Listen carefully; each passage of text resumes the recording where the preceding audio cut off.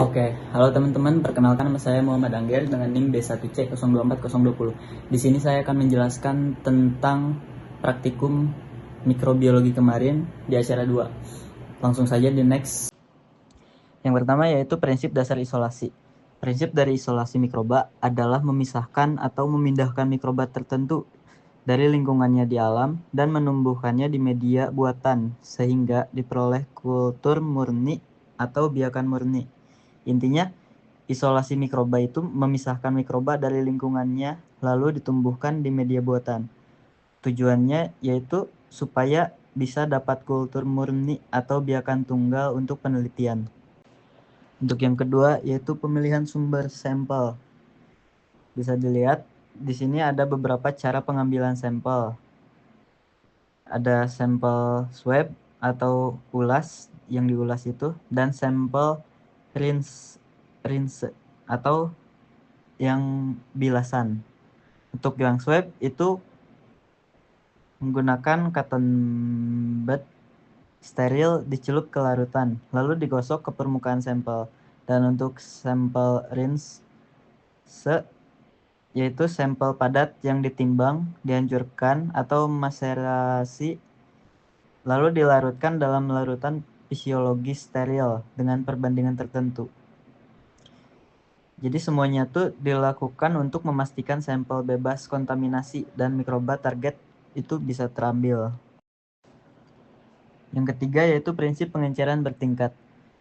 Prinsip pengenceran bertingkat ini digunakan untuk mengurangi jumlah mikroba dalam sampel yang terlalu padat. Tujuannya supaya mikroba bisa diamati dengan jelas dan jumlahnya mudah dihitung.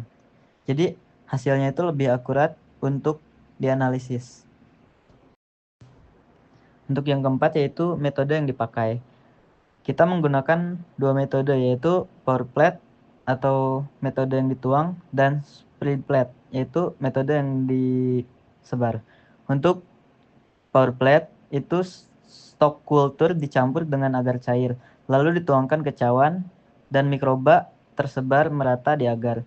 Untuk spread plate itu stok kultur diteteskan di atas permukaan agar padat lalu diratakan sehingga mikroba hanya tumbuh di permukaan. Untuk yang kelima, yaitu alasan digunakan media Na untuk bakteri pada PDA untuk fungi. Untuk nutrien agar atau Na itu cocok untuk bakteri karena mengandung nutrisi dari ekstrak daging dan pepton. Untuk yang PDA atau potato dextrose agar itu cocok untuk fungi atau jamur karena kaya karbohidrat dari kentang dan dextrose. Hal ini mendukung pertumbuhan spora dan miselium. Jadi, yang dipakai itu media yang berbeda karena kebutuhan nutrisi bakteri dan fungi yang berbeda. Oke, untuk yang keenam yaitu jumlah koloni hasil isolasi. Sayangnya, hasil isolasinya gagal. Untuk penyebabnya itu beragam. Bisa dari pengenceran terlalu encer sehingga selnya terlalu sedikit. Bisa juga karena media lebih cocok untuk fungi dibanding bakteri. Atau bisa juga karena kondisi lingkungan dari pH dan oksigennya tidak sesuai. Lalu bisa juga karena sampel memang minim bakteri, jadi lebih banyak funginya. Dan penyebabnya bisa juga karena sterilisasinya berlebihan. Jadi akibatnya semua bakterinya mati. Oke, untuk yang terakhir, yang ketujuh yaitu ada atau tidaknya kontaminasi. Di sini tidak ada kontaminasi secara biologis karena teknik aseptis yang baik.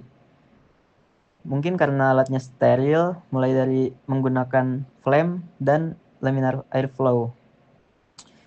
Lalu bisa juga karena lingkungan kerjanya bersih, yang mengakibatkan tidak ada spora liar.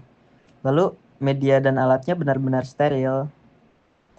Lalu bisa juga karena inkubasi yang terkontrol, sehingga hanya mikroba target yang tumbuh. Jadi, kesimpulannya, isolasi mikroba bertujuan untuk mendapatkan kultur murni agar lebih mudah dipelajari. Proses isolasi ini perlu media dan metode yang tepat, misalnya nutrien agar untuk bakteri dan potato dextrose untuk fungi, serta teknik seperti pour flat, spread flat, atau strict flat. Pengenceran bertingkat juga penting supaya jumlah mikroba bisa diamati dan dihitung dengan jelas. Jadi kalau misalkan isolasinya gagal, biasanya penyebabnya ada pada teknik, media, atau kondisi lingkungan yang kurang sesuai. Lalu kebersihan isolasi juga bisa sangat-sangat dipengaruhi oleh penerapan teknik aseptis, sterilisasi, serta inkubasi yang terkontrol yang bisa untuk mencegah kontaminasi. Oke, berikut adalah daftar pustaka yang saya ambil.